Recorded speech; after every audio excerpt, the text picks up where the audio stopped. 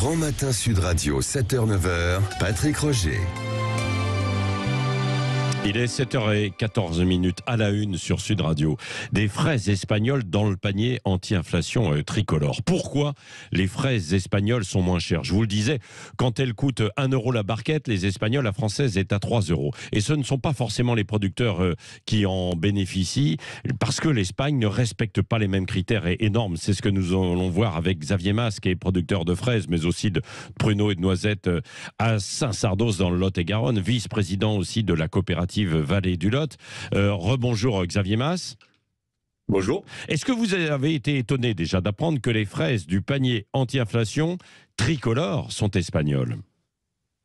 Alors, pas très étonné effectivement parce que globalement ça fait des années que cela dure. On a des coûts de production en fait qui sont bien plus élevés que nos homologues espagnols. Donc effectivement, lorsqu'il faut proposer un prix à bas coût, la distribution s'est tournée vers la fraise d'importation. Oui, c'est ça. Alors pourquoi il y a une différence de prix entre l'espagnole et la française? Alors il y a plusieurs raisons à cela. La première des raisons, c'est les coûts de la main-d'œuvre. La main-d'œuvre, c'est à peu près 50% du coût de production de la fraise. Et les producteurs espagnols ont effectivement des coûts dans ce domaine-là qui sont bien inférieurs aux nôtres.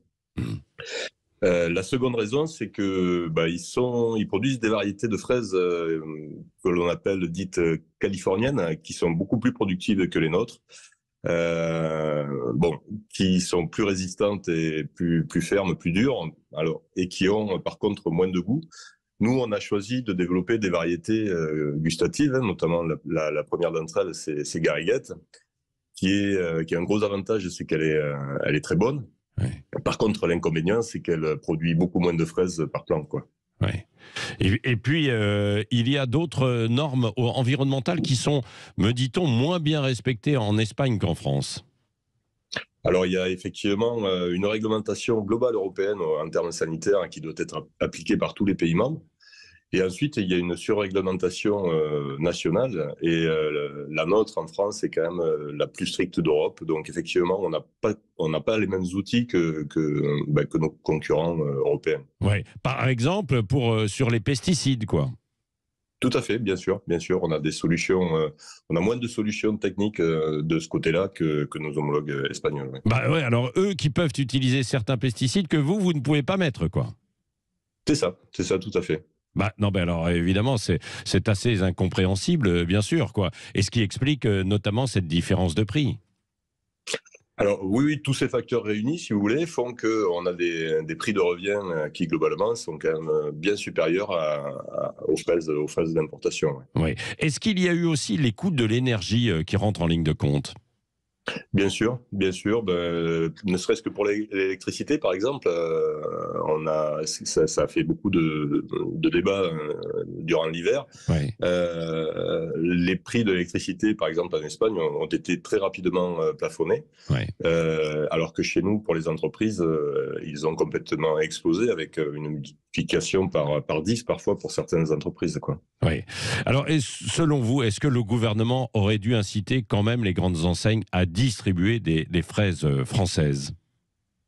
Oui, il me semble, parce que pour une raison très simple, on a fait le constat au Salon de l'Agriculture avec le ministre de l'Agriculture qu'on importait plus de 60% de nos fruits et 40% de nos légumes. Donc il y a un grand plan national qui a été mis en place à cette date-là pour un plan de souveraineté alimentaire pour le secteur des fruits et légumes. Et globalement, le panier anti-inflation va à contresens de cette volonté politique-là, quoi. Oui. Merci Xavier Mas. Donc vous êtes en pleine récolte là en ce moment, non? Oui, tout à fait. Ça y est, on est en pleine récolte. Le temps est parfait pour la qualité de nos fruits. Donc, c'est le moment pour les consommateurs, effectivement, de profiter de nos premières fraises. Oui. Et vous avez parlé de la main-d'œuvre là tout à l'heure, où en Espagne ça coûte 50% de moins. Est-ce que vous réussissez à trouver justement de la main-d'œuvre pour aller récolter les fraises? Parce que c'est ce qui coûte assez cher. Oui, alors c'est une des difficultés majeures de notre métier, hein, c'est la disponibilité à main-d'œuvre. Donc, effectivement, c'est compliqué de trouver des gens qui veuillent bien ramasser nos fruits. Mais bon an mal an, on y arrive Oui.